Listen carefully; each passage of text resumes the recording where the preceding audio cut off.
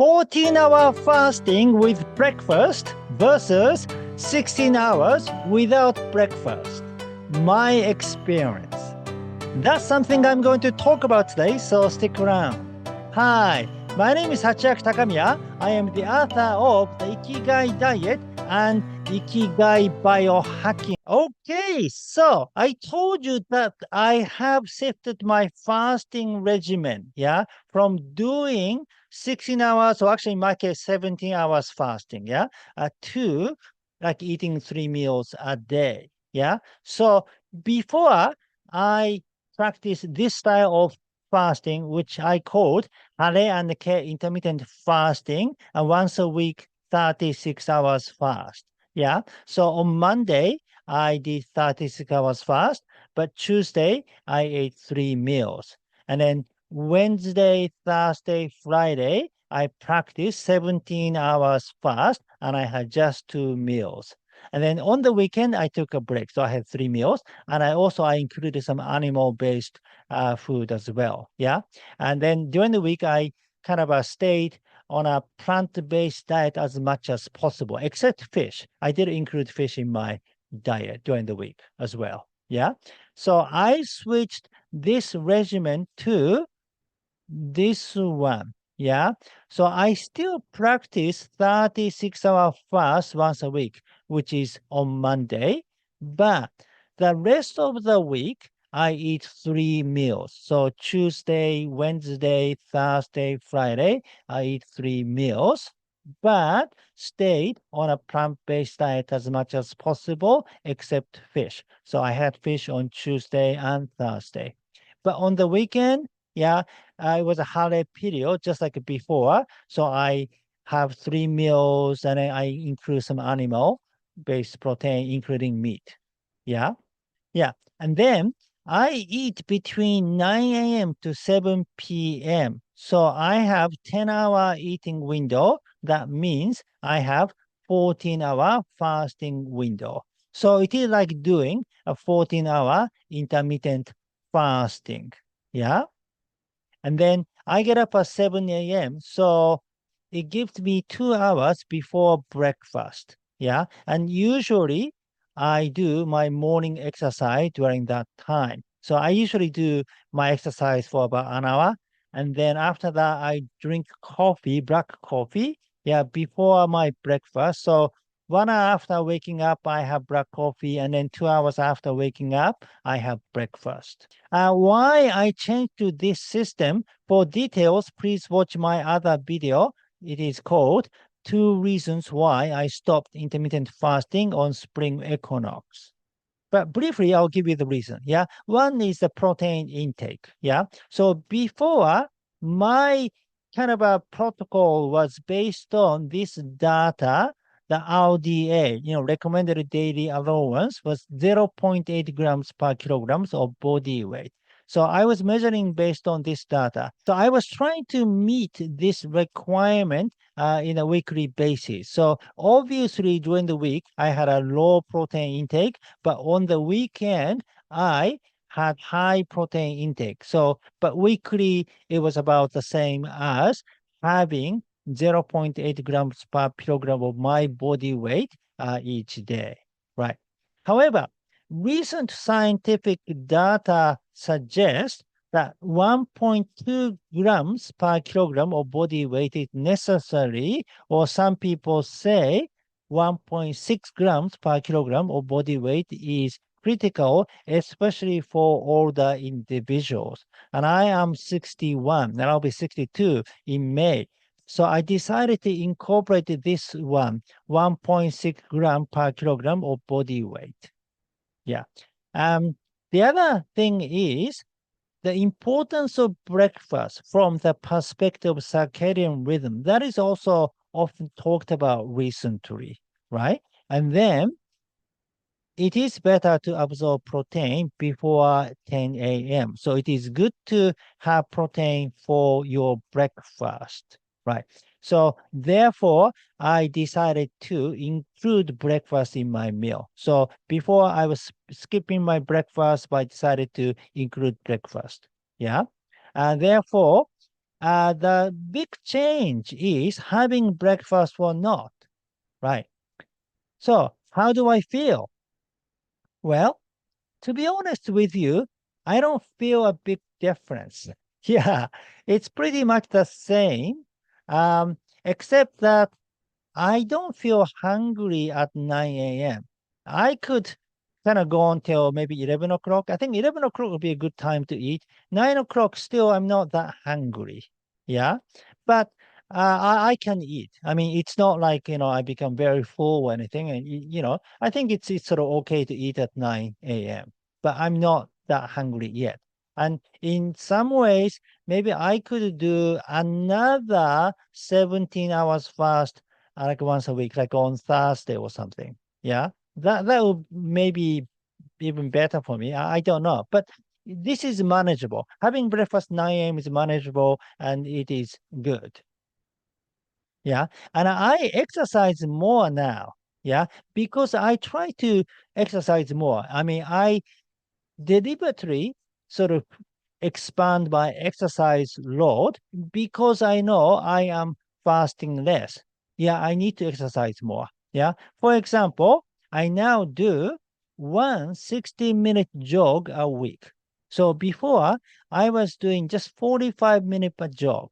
So I did it for 3 times, but now I still do two 45-minute jog a week, but one 60 minutes a jog a week now. Yeah.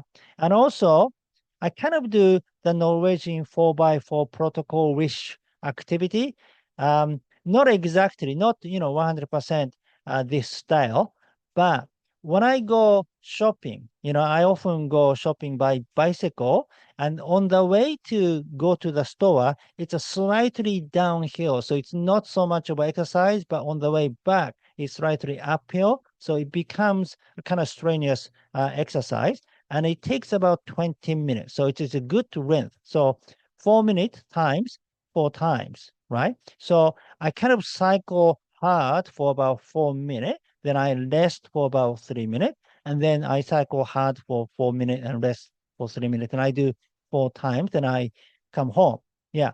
So I said it's a Norwegian 4x4 protocol wish because it's not exactly zone 5, maybe zone 4, somewhere between kind of the end of zone 3 to zone 4 is my kind of workload. Yeah, it is hard, but I cannot kind of continue cycling for 4 minutes with a zone 5.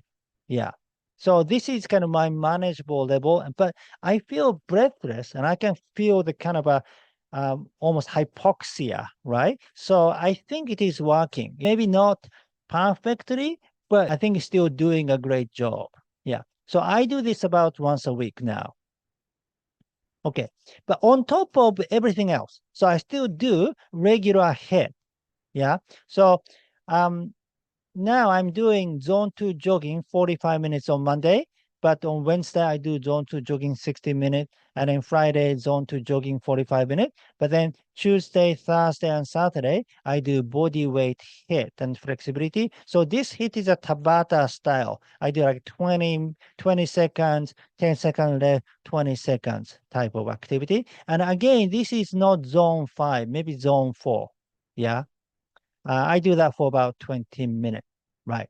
But on top of that, now I'm doing this Norwegian 4x4 style hit once a week.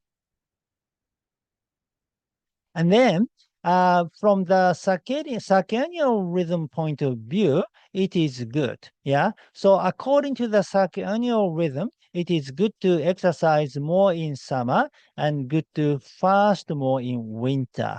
So naturally, I feel like exercising more in summer. So, because, it's warm outside. So even cycling, I feel like going to the store by bicycle. Well, in the wintertime, it's kind of cold. So I often drove to the store. Yeah. And I like to go jogging more often and stuff like that too. So generally speaking, increasing your exercise load is natural progress. And I do gardening in the summer too. So, I move more. Yeah. So this rhythm fits perfectly with the circannual rhythm. For the details about circannual rhythm, please watch my other video. It's called Circadian Rhythm versus Circannual Rhythm for Health and Longevity. All right. So for the conclusion, yeah, how do I feel? Yeah, having done just well, by the way, I've just done only a month and a half, the month and a half of this new, 14 hours, fasting with breakfast protocol. Yeah. And it is good for now for this season. Yeah. And I think I'll continue until the autumn equinox. Yeah. So spring, summer, and autumn, I'll do that. And then in the winter, I'll go back to my original protocol. Yeah. Also, the thing is, it wouldn't make that much difference for me. Yeah. I think for a healthy individual like me, yeah, I don't think it makes that much difference. I think some people are making too big a deal of this not skipping breakfast and increasing your protein intake business.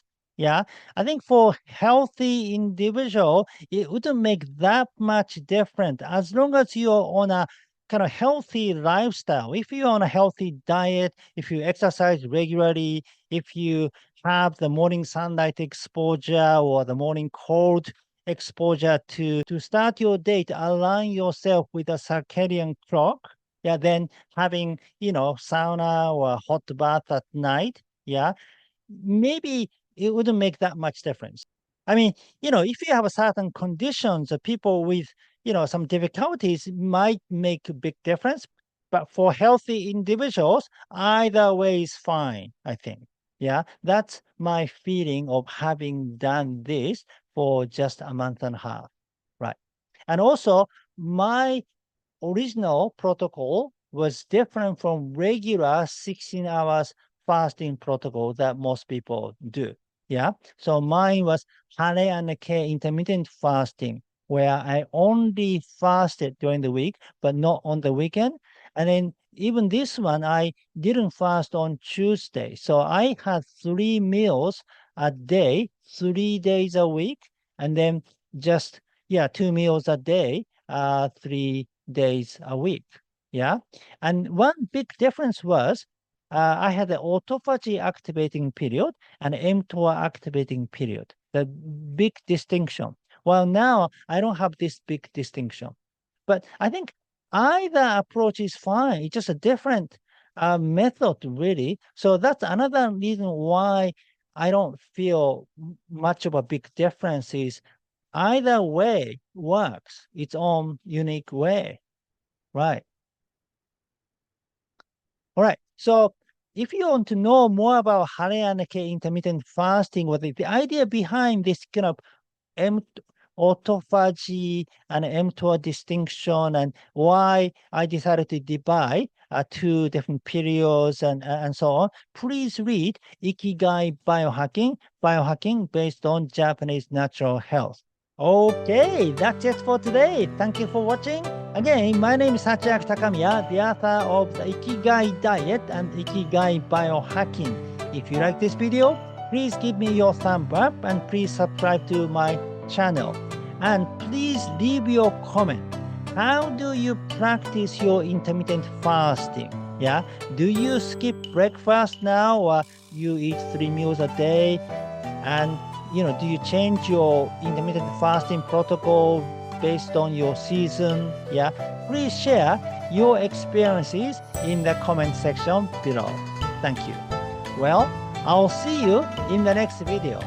Live with your Ikigai!